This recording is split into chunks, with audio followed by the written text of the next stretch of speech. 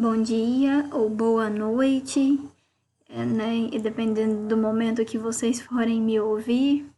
Tudo bem, queridos alunos? Espero que esteja tudo em paz com você e com seus familiares, né? Hoje nós vamos dar continuidade ao nosso conteúdo de hematologia clínica, né? E começamos a falar nos encontros anteriores sobre as talassemias, né, pessoal? Que é um tipo, então, de anemia. Lembram disso, né? E aí, cheguei a comentar com vocês que existem dois tipos de talassemia, que é a talassemia alfa e a talassemia beta, né? Ambas talassemias são caracterizadas por um defeito, nos cromossomos, né? Então, a gente chegou a comentar, né, sobre esses defeitos nos cromossomos, né? Não sei se vocês se recordam, quando a gente falava do cromossomo 16, vocês lembram disso, né? Quando a falha era no cromossomo 16, aquele paciente poderia apresentar um tipo de talassemia alfa, porque é esse cromossomo 16 que é o responsável pela síntese de cadeia alfa. E quando o paciente tem uma deficiência no cromossomo 11, ele apresenta uma talassemia, possivelmente uma talassemia beta, né? Porque é no cromossomo 11 que ocorre a síntese de cadeia beta, né? Então, nós chegamos a falar sobre isso, né? Onde nós mostramos aqui as cadeias, lembra disso? Isso aqui são nada mais, nada menos que as cadeias de globina. Então, a gente tem cadeia alfa e cadeia beta, né? E aí vem a cadeia alfa reduzida e a cadeia beta maior, então configurando um quadro de talassemia alfa. A cadeia beta reduzida e a cadeia alfa maior, ou na verdade um tamanho normal, configurando um quadro de talassemia beta. Pessoal, peço até desculpa, eu tenho um vizinho aqui que tem um galo, né, e tudo, e vocês estão ouvindo ele cantar aqui atrás, então vocês estão me ouvindo ao som quase que da natureza, né? Tá bom, então vamos lá. Então é isso que a gente vai comentar agora, tá? Então, esse padrão de talassemia beta, tá?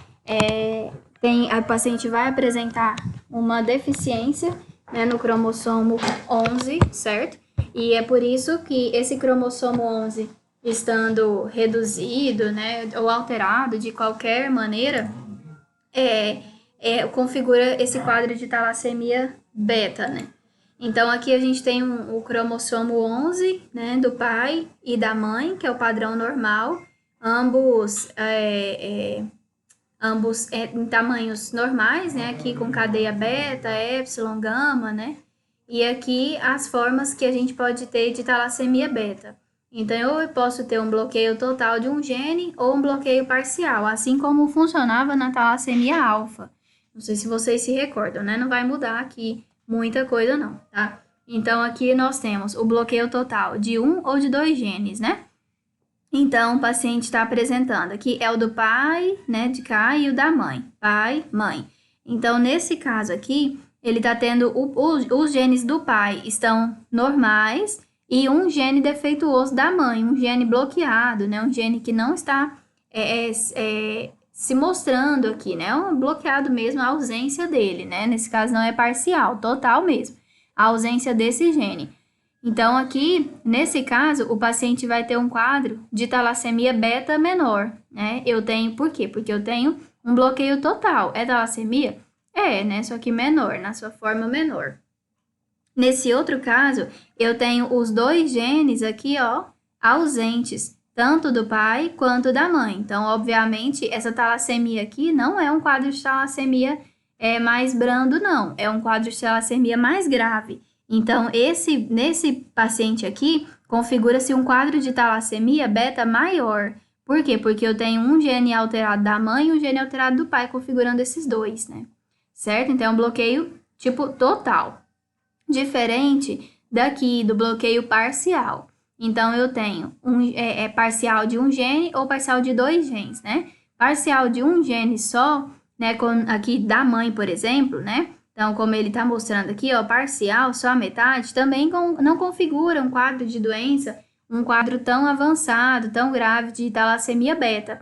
Por quê? Porque eu tenho metade. É que ele não está totalmente ausente, ele está presente, só que com algum tipo de alteração. Por ter sofrido algum tipo de alteração, o paciente passa a ter uma talassemia do tipo beta menor. Agora, nessa outra situação, o paciente tem um bloqueio parcial de 2 genes. Nesse caso, né, é parte do gene do pai e parte do gene da mãe, né? Então, aí às vezes vocês podem pensar, mas aí é como se fosse um gene só, né? É bloqueado, né? Mas, na verdade, não é assim que funciona, né? Porque veio bloqueado, veio alterado em alguma circunstância, tanto do pai quanto da mãe. Então, aquela criança vai sofrer uma consequência maior. Então, nesse caso, a criança vai desenvolver um tipo de talassemia beta maior, tá? Então, para mostrar para vocês, os 2 padrões de talassemia beta maior que a gente vem falar, né? De talassemia beta, seja ele maior, seja ele menor, depende muito do quadro que o paciente vai apresentar, da deficiência, se é de um gene só, se são de 2 genes, tá? Ausência de cadeia beta. Na ausência de cadeias beta, as cadeias alfa precipitam-se em inclusões citoplasmáticas, deixando as hemácias mais rígidas e com lesões nas membranas, ocorrendo destruição mais rapidamente, o que leva o paciente a um quadro de anemia hemolítica, tendo aumento de fígado e baço e eritropoese ineficiente. Bom, é o que a gente tem que pensar naquele quadro compensatório, né? A partir do momento que eu tenho, por exemplo, compensatório, como eu peguei aqui o M. Aí, a partir do momento que eu tenho essa situação aqui, ó, um gene, uma cadeia beta, perdão, ausente, por causa desse gene alterado, eu preciso, obviamente, de ter um quadro compensatório às custas de uma outra cadeia. E na ausência dessas cadeias do tipo beta, as cadeias que irão se precipitar serão essas cadeias alfa. Então, assim, eu vou ter um quadro compensatório de cadeia alfa, então vou ter mais cadeia alfa do que beta, né? Só que essas cadeias, elas passarão a se precipitar lá na membrana da hemácia. Elas se precipitam na membrana da hemácia, essa hemácia fica um pouco mais rígida, porque, né, não teria que ser assim, e aí esses eritrócitos, obviamente, precisarão ser destruídos, né? Então, quando a gente vai observar essas destruições eritrocitárias, o paciente desenvolve, então, se está tendo destruição de hemácia, o paciente desenvolve quadro de anemia. Então, ele evolui para um quadro um quadro de anemia do tipo hemolítica, né? Então, ele vai tendo lise de hemácias constantemente. Então, o que a gente tem que pensar? Ele já tem um tipo de anemia grave, que é uma talassemia beta maior, né? Muitas das vezes. Para tentar compensar aquela cadeia, as custas de cadeia alfa, ela passa a se precipitar na hemácia. Isso não é o mais correto de acontecer. O organismo praticamente percebe essa situação e passa a tentar lisar aquelas hemácias mais rápido. Então, o paciente passa a evoluir com um quadro de anemia do tipo hemolítica. Então, a gente está percebendo que de um quadro ele evolui para outro, tá? E aí, como é uma anemia hemolítica, o fígado e o baço têm que trabalhar mais, né? Porque ele está retirando essas hemácias. Então, o paciente passa a desenvolver esse aumento, tanto do fígado quanto do baço, certo? Além disso, na ausência de cadeias globínicas beta, acontece a formação de cadeias gama, né? Então, também o que não é o normal. Lá atrás, né, bem no início, né, de quando começamos a falar das talassemias, nós chegamos a comentar desses padrões aqui, para haver formação de hemoglobina A, de hemoglobina A2 e de hemoglobina fetal. Para ter formação da hemoglobina normal, que é A1, né, a maior fração, eu tinha que ter alfa e beta.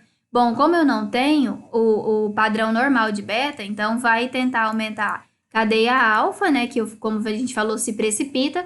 Além disso, a cadeia gama, tá? Então, a cadeia gama, ela também vai estar, né, mais aumentada, tá? E vai ser por isso que quando eu tenho cadeia gama associada à cadeia alfa, né, eu vou ter um quadro de uma formação maior de hemoglobina fetal. Só que não deveria, porque aqui a gente está falando de um paciente adulto, né, muito provavelmente. Tá? Então, além disso, o que acontece nos quadros de talassemia? O paciente tem hemoglobina fetal mais prevalente, tá? Por esse motivo aí. Então, isso gera uma elevada afinidade com o oxigênio, o que gera no paciente uma anóxia, né, ou seja, uma falta de oxigênio tecidual, e efeitos negativos, como, por exemplo, o paciente mais predisposto a um processo infeccioso, observação de úlceras que se dão nas pernas, nos membros, né, como um todo, tá? Esse é o quadro, né, como se a gente falasse ali numa fisiopatologia da talassemia beta, certo? Aqui só para a gente demonstrar algumas imagens, né, de tomografias, né, de raio-x, que nós percebemos esse aumento aqui que a gente está vendo do fígado e do baço, completamente inchado, né? Então, o paciente desenvolveu, além da talassemia beta, uma forma grave de anemia hemolítica que está levando a esse edema aí de fígado e de baço, que é o quadro que a gente conhece como hepatoesplenomegalia. O laboratório geralmente vai demonstrar para a gente a presença ali de anemia, né, a série vermelha alterada, uma hemoglobina abaixo do valor referencial para a idade, para sexo e até para a altitude. Além disso, o VCM e o RDW vão demonstrar para a gente, podem, na verdade, ter duas especificações, né, ou um VCM maior, né, um RDW maior, perdão, alto, ou um RDW baixo, que vai configurar uma talassemia menor ou uma talassemia maior. Então, se nós tivermos, por exemplo, um VCM menor que 80 e um RDW baixo, isso configura uma talassemia beta menor. Se o VCM estiver menor que 80 femtolitros e o RDW alto, configura uma talassemia beta menor.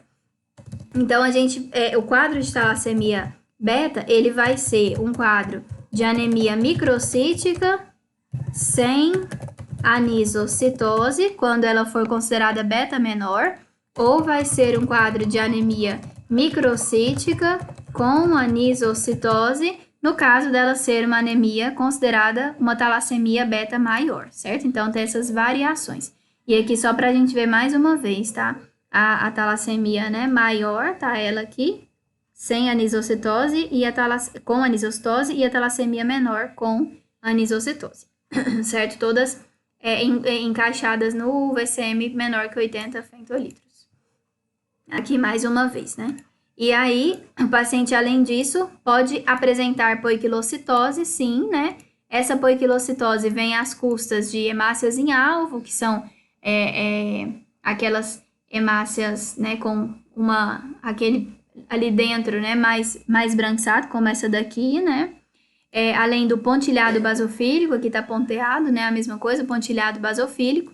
A série branca, geralmente sem maiores alterações, e a plaquetária também, tá? Então, o paciente vai ter mais alterações às custas de série vermelha mesmo, né? É o que mais vai demonstrar. E aqui a gente tem um exame, aquele que a gente conhece como eletroforese de hemoglobina, né? Que nós percebemos aqui a configuração de vários pacientes distintos. Então, aqui eu tenho um paciente, aqui eu tenho outro paciente, outro e outro. E aqui outros pacientes, outro e outro, certo? Distintos. Então, aqui eu tenho as primeiras hemoglobinas. A primeira que chega é a hemoglobina A, abaixo dela logo vem a fetal, mais um pouco abaixo vem a S, teria que ter a C aqui também, que é uma hemoglobina anômala, como a gente relatou isso em sala, e a hemoglobina A2, que tem que ter um padrão muito fininho, né, remetendo a uma baixa concentração. Então, aqui nós temos, nesse primeiro paciente, somente banda de hemoglobina A. Então, ele é um paciente relativamente, né, entre aspas, normal. Esse paciente, ele tem hemoglobina A e hemoglobina S, então esse paciente tem o traço da anemia falciforme. Esses dois pacientes têm hemoglobina A e hemoglobina fetal. A e fetal, de duas uma, né? É provável que esse paciente não seja uma criança, porque ele já está apresentando banda muito grosseira de hemoglobina A. Então, é provável que seja um paciente adulto que tenha desenvolvido o tipo de talassemia.